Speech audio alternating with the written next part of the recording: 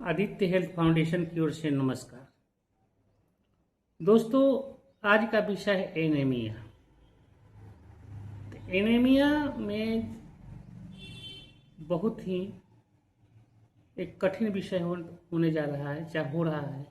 ये हमारे life style से भी जुड़ा हुआ है। और एनीमिया को हिंदी में रक्त अल्पता कहते हैं, खून की कमी। तो खून की कमी कितने कारण से होती है? अगर हमारे शरीर में आयरन की कमी है तो हीमोग्लोबिन कम बनेगा। अगर हमारे शरीर में विटामिन B12 की कमी हो तो खून कम बनेगा। अगर हमारे शरीर में फॉलिक एसिड की कमी हो तो खून कम बनेगा। अगर हम किसी कठिन रोगों से जूझ रहे हैं लंबे समय से तो भी खून की कमी हो जा रहा है, वो होने वाला है, चाहे हो रहा होगा। वो इसमें किडनी रोग है, चाहे कैंसर है, चाहे ऐसा रोग जो लॉन्ग समय से पकड़ लिया है और छोड़ने का नाम नहीं ले रहा है, तो एनीमिया के कारण वो भी होता है। तो एनीमिया के कई प्रकार है। एक तो है आयरन डिफिशियंसी एनीमिया, मतलब कि आयरन की कमी से। आयरन की कमी कितने कारण से होती है? जैसे हम नॉन स्टिक जो बर्तन का प्रयोग कर रहे हैं, पहले के लोग आयरन लोहे के कढ़ाई वगैरह में खाना बनाते थे, लेकिन अब लोग नॉन स्टिक बर्तन का प्रयोग कर रहे हैं, जिससे कि आयरन जो है हमारे भोजन में कम मिल रही है। तो आयरन की कमी साधारणतः गर्भवती महिलाओं को भी होता है, बच्चों में भी आयरन की कमी से होता है। ज़्यादातर बीमारी ज़्यादातर जो एनीमिया होता है वो आयरन की कमी से ही होता है। संसार में सबसे ज़्यादा पेशेंट इसी के हैं। इसके अलावा विटामिन B12 की कमी, जो मीट मछली का सेवन नहीं करने वाले लोग हैं उनको विटामिन B12 की कमी से भी एनीमिया हो जाती है।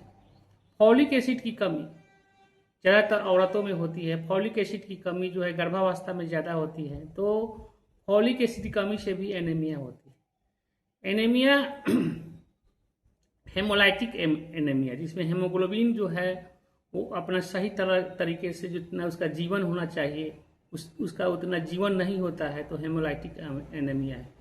ये प्लास्टिक एनीमिया, जिसमें बोन मैरो जो है सही अवस्था में सही से बोन मैरो में ब्लड नहीं बन पाता है, तो ये प्लास्टिक एनीमिया है। तो एनीमिया जो है थैलेसीमिया भी, थैलेसीमिया जो है अनुवांशिक रोग है।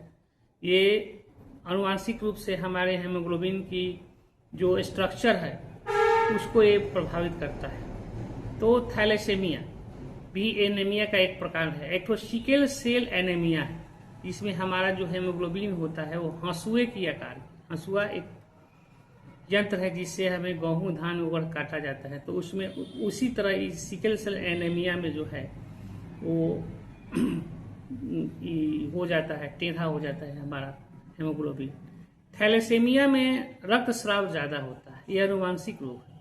तो अनुवांशिक रोग में 2-3 प्रकार आ रहा है, थैलेसीमिया और सिकल सेल एनीमिया। और ए प्लास्टिक एनीमिया जो है वो हमारे बोन मैरो की कार्य दशा को दर्शाता है। अगर बोन मैरो सही से हेमोग्लोबिन का निर्माण नहीं कर पाता है या बोन मैरो में कमी हो जाती है तो ये एप्लास्टिक एनीमिया है। तो देख रहे हैं कि एनीमिया के कितने कारण है और कितने प्रकार है। तो एनीमिया अभी सबसे ज़्यादा हमें लाइफ स्टाइल डिजीज से भी हो रहा है। जैसे किसी को ब्लड शुगर बहुत दिन से है तो उसको भी एनीमिया हो जा रहा है। अगर किसी का किडनी फंक्शन गड़बड़ है तो भी उसको एनीमिया हो रहा है। अगर किसी को कैंसर का शिकार कोई अंग आ गया है, चाहे हो गया है, या उसमें केमोथेरापी या रेडियोथेरापी हो रहा है, तो उसमें भी एनीमिया का शिकार हो जाता है। या किसी बड़ी बीमारी के लोग शिकार हो जा रहे हैं तो भी एनीमिया, किसी चोट के चलते अगर रक्तस्राव ज़्यादा हो गया है तो भी एनीमिया का शिकार हो जाते हैं। अगर लेडीज में, औरतों में माहवारी की समस्या है, ज़्यादा ब्लीडिंग की समस्या है, तो भी एनीमिया हो जाती है। और लाइफ स्टाइल से हमें नॉन स्टिक बर्तन जो प्रयोग कर रहे हैं उसके भी कारण से एनीमिया हो रही है। इसे आयरन लेने के लिए हमें लोहे की बर्तनों में खाना बनाना चाहिए, जिसकी उसमें भी आयरन थोड़ा हमें नेचुरल रूप से उसमें सम्मिलित होकर मिलता रहे। तो एनीमिया कुछ कारण में हमें भोजन भी आते हैं, जैसे हमें प्रोसेस्ड फूड वगैरह खा रहे हैं, एनीमिया आयरन वाला चीज़ नहीं खा रहे, जैसे पालक वगैरह इसमें आयरन रहता है। आयरन जैसे बीट चुकंदर में रहता है, आयरन अनार में रहता है, आयरन हमें आयरन में बहुत चीज़ आता है, जैसे कि जितने भी प्रकार के दाने हैं जो थोड़ा काला होता है, उसे बुझिए कि उसमें आयरन होगा। तो आयरन वाले चीज़ अगर हम नहीं इंटेक कर रहे हैं और ज़्यादा फास्ट फूड वगैरह का भी प्रयोग कर रहे हैं तो भी एनीमिया के हम शिकार होने वाले हैं। तो एनीमिया में दिक्कत क्या होता है? एनीमिया में सबसे बड़ा दिक्कत है कि शरीर पीलापन लिए रहता है और थकान इतनी होती है कि पेशेंट सही से चल नहीं पाता है, वो अपने को बहुत ही कमज़ोर महसूस करता है, उसका इम्यून सिस्टम कमज़ोर हो जाता है, वो किसी रोग की जो इन्फेक्शन है उससे लड़ नहीं पाता है। वो ऑटो इम्यून सिस्टम की गड़बड़ी से अगर एनीमिया हुआ है तो भी एक कारण है एनीमिया का, और ऑटो इम्यून सिस्टम भी बुझिए कि अगर सही नहीं काम कर रहा है तो भी एनीमिया का एक कारण है। तो एनीमिया के कारणों के अलावा हमें कितने प्रकार का अध्ययन किया कि कितने प्रकार के एनीमिया है, और एनीमिया के कारणों में हमारे भोजन खान पान से स्टाइल, लाइफ स्टाइल सभी ये आ जाता है। अब सोचते हैं कि एनीमिया जिन भोजनों में मिलता है, जिन भोजनों में आयरन मिलता है वो एनीमिया का निदान कर सकता है, उसको हमें सेवन करना चाहिए। अगर ज़्यादा मात्रा में खून का लॉस हो गया है किसी चोट से या रक्तस्राव से तो हेमोग्लोबिन या ब्लड जो है ब्लड बैंक से लेकर चढ़ाना पड़ता है। उसमें भी देखा जाता है कि हमारा जो ब्लड मिले वो इन्फेक्शन वाला ब्लड न मिले, सही मिले, और सर्टिफाइड ब्लड बैंक से हम ब्लड लें। चाहे अपने रिलेटिव में जो नवयुवक प्रकार के लोग हैं, सदस्य हैं, पारिवारिक सदस्य हैं, उन लोगों का ब्लड चढ़ाना चाहिए। तो अभी के समय में ये समस्या एनीमिया जो है एक समस्या के रूप में उभरी हुई है और हमारे समाज के कई तबकों को ये प्रभावित कर रही है, हमारी जो कार्य क्षमता है उसको प्रभावित कर रही है। तो अपने भोजन में एनीमिया को भगाने के लिए हमें आयरन युक्त खाद्य पदार्थों को इंक्लूड करना चाहिए और इससे निदान पाना चाहिए। हेमोग्लोबिन का बराबर टेस्ट कराते रहना चाहिए। हेमोग्लोबिन का टेस्ट कराने से हमें पता चलता है कि हमें कितनी ब्लड की कमी हुई है। तो हेमोग्लोबिन जो शरीर की ऊर्जा दाता है, ऊर्जावान है, हेमोग्लोबिन का काम है पूरे बॉडी में ऑक्सीजन की परिवहन करना। वो पूरे बॉडी में ऑक्सीजन की परिवहन करके हमारे शरीर में एनर्जी प्रदान करता है। हेमोग्लोबिन का यही मेन काम है। और लाल रक्त कण जो है वो कितने प्रकार के वर्क करता है हमारे ब्लड के अंदर, और लाल रक्त कण तभी हमारा सही रहेगा जब हमारे नए ब्लड जो है, नए लाल रक्त कण समय पर बनते रहे, और पुराने जो हमारे लाल रक्त कण है वो डेड करे, लेकिन अपने उम्र सीमा के बाद ही डेड करे।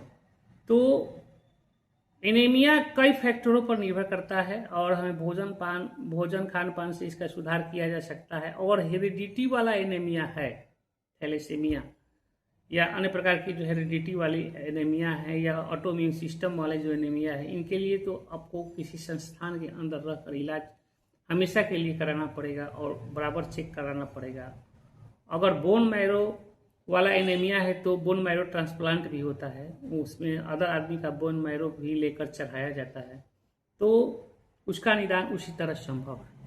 तो अभी हम देख रहे हैं अगर कोई नशा करने वाला आदमी है, अगर सही से वो खाना पान अपना रूटीन नहीं रखता है तो उसका हेमोग्लोबिन भी एक बैग खत्म हो जाता है। तो हेमोग्लोबिन का एक कारण नशा भी, और नशा से हमें बचना चाहिए। खान पान में आयरन वाले सामान को प्रयोग करते रहना चाहिए। एनीमिया के जो शरीर पर साइड इफेक्ट पड़ता है, कमजोरी, थकान और नर्वसनेस और मेमोरी का सही मात्रा में काम न कर पाना, या शरीर में सूजन। अगर ज़्यादा हेमोग्लोबिन की कमी हो गई है तो बॉडी सूज जाता है, उनके पैर जो है वो सूज जाते हैं, वो भी एनीमिया के एक लक्षण है। हमारा किडनी फंक्शन सही से नहीं कर पाता है।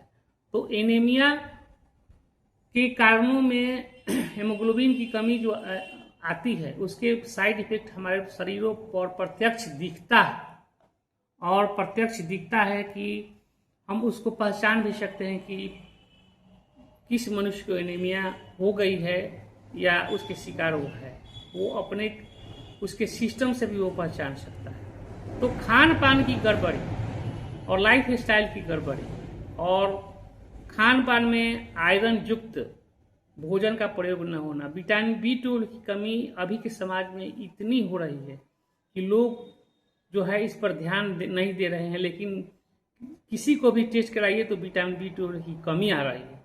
तो विटामिन B12 की कमी हमेशा अपने शरीर में नापते रहना चाहिए। वे हमारे कमजोरी और थकान और एनीमिया के प्रमुख कारणों में से एक है।